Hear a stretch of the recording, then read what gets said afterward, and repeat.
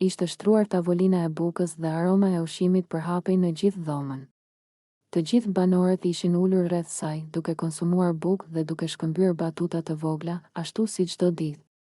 Atmosfera dukej e qetë, por si gjithmonë, mjaftonte një fjalë e vetme që gjithçka të merrte tjetër drejtim. Përballë Klodit ishte ulur Xhaneta, e qetë në pamje, por me një buzëqeshje që tregonte se ishte gati për çdo lloj fjalësh.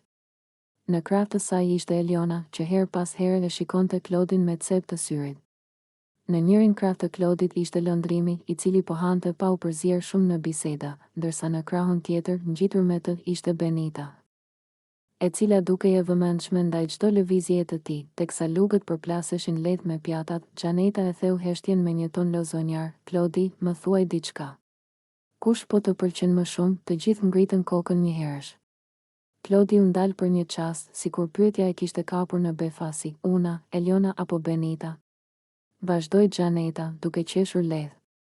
"Ose se harrova, edhe unë jam këtu." Në tavolinë ra një heshtje e shkurtër, e mbushur me pritje.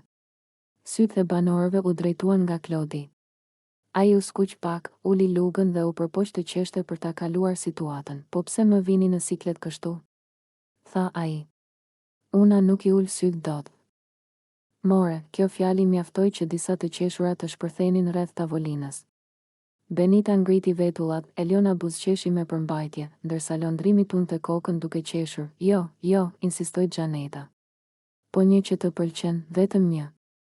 Thuaje." Klodi mori frym thellë dhe shikoi rreth e rrotull. Çdo fytyrë priste përgjigjen e tij. Ai u ndal fillimisht te Benita, pastaj te Eliona dhe në fund te Xhaneta. Pastaj ngriti supet. "E vërteta është që më pëlqen energjia këtu brenda.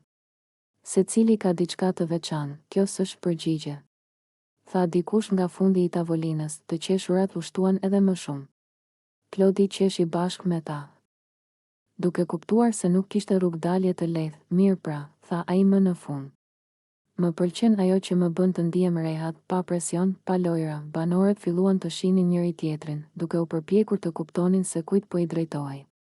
Xhaneta e mbylli bisedën me shaka: "Pra, asnjëras nuk ja the emrin, po të gjithave na mbajte me shpresë." Tavolina shpërtheu sërish në të qeshura.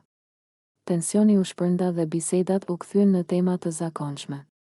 Klodi mori lugën dhe vazhdoi të hante, ndërsa brenda vetes e dinte se ndonjëherë heshtja dhe e qeshura janë përgjigjet më të sigurta. Në atë tavolinë, mes bukës, batutave dhe shikimeve të fshehta, u kuptua edhe një herë se jo gjithmonë fjalët thonë gjithçka, ndonjëherë mjafton atmosfera.